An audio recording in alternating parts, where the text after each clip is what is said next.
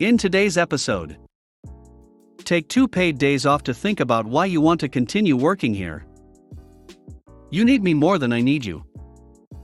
So you want strict adherence to the city bylaws? You got it, neighbor. So let's get started. Take 2 paid days off to think about why you want to continue working here. Many years ago, I got a job working in a retail store. This store and 2 others were owned by a young couple and another young woman. I worked there happily for about a year and became very good at my job, which including reminding the owners when stock needed replacing, merchandising, etc. At one point we lost a few staff in rapid succession, leaving myself and my friend as the only long-term staff. Then my friend was offered a managerial position with one of our competitors, so she left as well. This left me to train all the new staff, run the floor, deal with vendors, place orders, do pricing, basically manage the store. So I approached the owners about being named the new manager since I was already doing the job just without the pay or title for several months. They said that sounds great, but we'd like you to do a management course before we make it official. But before you do that, can you just wait a couple more months until all the new staff have been trained? I naively agreed to do this, thinking long term it would be to my benefit. Now during the waiting time, one of the new staff got very chummy with the owners. She had never worked retail before, wasn't particularly good at the job, but was super friendly to them. Next thing I know, they have appointed her the new manager. Needless to say, I didn't take this news particularly well. Especially considering she was still constantly asking me how to do things.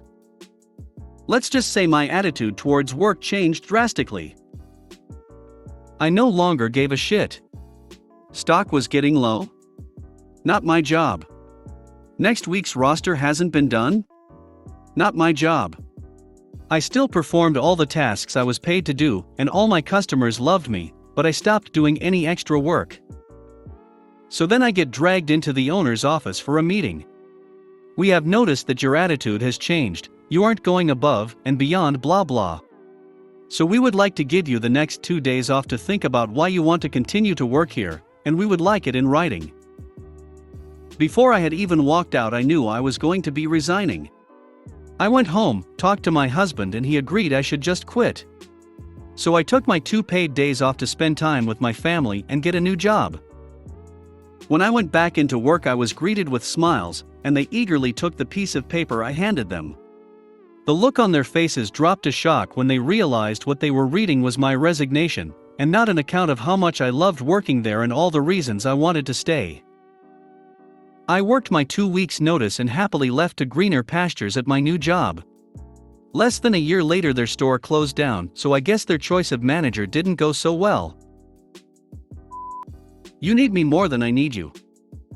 So a while ago, I used to work as a shift manager at a very popular US coffee and donut chain. The owner of this franchise branch was extremely abusive, power-hungry, and sexist, which seems to be a trend on this sub. To put how outrageous her treatment of staff was into perspective, I watched this woman training a new male coworker once. He messed up a drink and she proceeded to throw the drink on the ground and demand he clean it up. She also demanded we include her when dividing tips up at the end of every night. Pretty sure that's illegal, but hey, I was 17 and didn't know any better. Anyways, I had this 30-something female coworker with 2 children. She was from India and would always bring a little extra dinner with her when we worked together to get me to try foods from her culture. She was such a sweetheart and a key player in this story. At the time, I had been working there for 3 years. I was a shift manager and was primarily in charge of training new hires for the closing shift. One day, my lovely female coworker comes in extremely upset. She explains that after working 6 days a week every week for the past few months, she was denied off for her son's birthday party. I immediately told her not to worry, as I was free that day and would work for her. No problem. I come into work early the next day when the owner was still in to let her know I would be taking lovely coworker's shift on her son's birthday. Mind you, the date in question was almost a month away, so we were giving her plenty of notice. The owner says that will not be happening with a smile and tells me to get to work. Something about her smile told me she was getting off on denying my coworker this day off with her family. And that shit broke something in me. For the next 3 weeks I stewed. I wrote out my 2 weeks' notice and kept it in a sealed envelope in my car. We were short-staffed and new hires needed training, so I decided to stick it out a little longer so that my other coworkers wouldn't have to pick up the slack. One day, I pull in for my shift and see that the owner is in. I walk in and hear yelling from the back. The owner is back there screaming at the group of morning shift workers in what I assume is Hindi. She then dismissed them and starts in on my lovely coworker and another coworker in English about how incompetent they are. At this point I am done. I get between her and my coworkers and go off, telling her that we are all tired of her abuse, and that I will not stand to see her targeting lovely coworker anymore, denying her days off out of spite. We go back and forth yelling for a bit, and then she says if you don't like it, then get out of my sight. I reply I quit.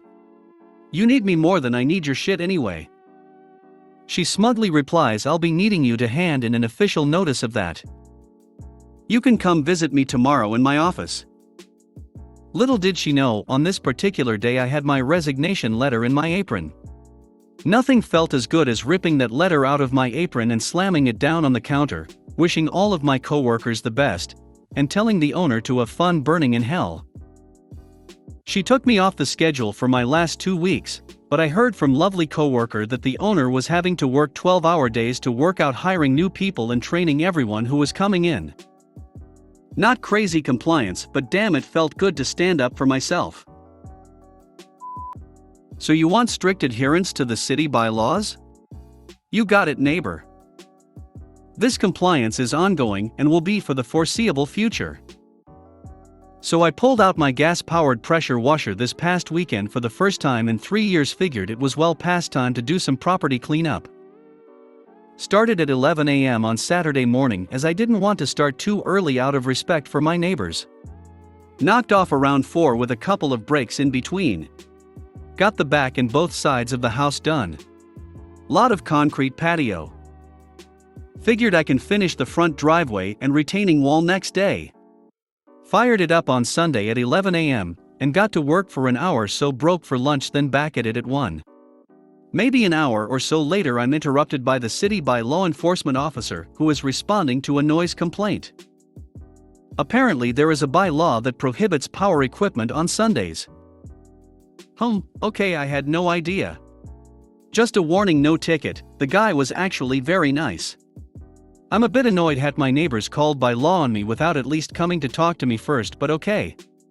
At this point there is a huge mess all over the end of my driveway, the sidewalk and the street, so I ask the officer, is it okay if I quickly take 5 minutes to clean the mess up and push it all together? He says, sure, no problem, and I quickly start cleaning up. Cue not one but 2 of my old geezer neighbors to come running out of their houses to attack the poor by-law kid. A minute later he comes back and says, sorry, you need to shut down now. Okay, he is just doing his job, but now I'm pissed. I've lived here for 8 years and none of these old ***s have ever even said hello to me or my family. So I get the details of the exact bylaw. Nothing on Sunday. Saturday 9 to 5, should have started earlier. Monday to Friday 7 to 7. As he is leaving I call out very loudly to him, not really to him. So just so I'm clear, 7 a.m. Monday morning is a-okay. Bright and early at the stroke of 7 a.m. Monday morning, I put an hour of pressure washing before work. Tuesday morning another bright and early start. Wednesday's session was truly awesome. Who should stop by this morning while I was working on my retaining wall and sidewalk, but my neighbor Baldy McBylaw caller. I gave him a friendly wave and a neighborly good morning and continued with my work until I ran out of gas. He hung around for a while glaring unhappily at me, but must have realized that there was really nothing he could do about this situation he had caused. He slunk away a few minutes later. I'm running out of things to pressure wash, but my other neighbor has let me know I can borrow his grinder so I can finally get rid of that piece of rebar sticking out of the concrete at the side of my house. Sunday today and tomorrow is a holiday, so I guess it will have to wait until Tuesday at 7 a.m. Thanks for watching.